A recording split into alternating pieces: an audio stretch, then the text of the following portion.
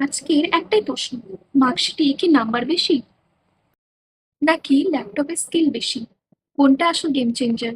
আমরা ছোটবেলা থেকে একটা জিনিস শুনে আসছি, ভালো করে পড়াশোনা করো, ভালো নাম্বার আনো, তাহলেই ভালো চাকরি পাবে।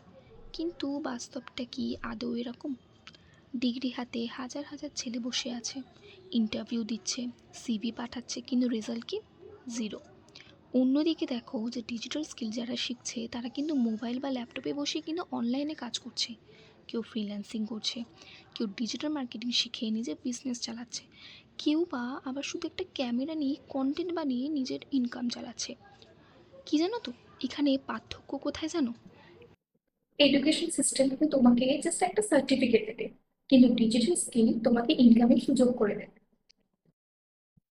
তাহলে প্রশ্ন হচ্ছে যে তুমি কি শুধু মার্কশিটের উপর নির্ভর করবে নাকি নিজের হাতে স্কিল শিখে নিজের কেরিয়ারকে আরো ডেভেলপ করবে?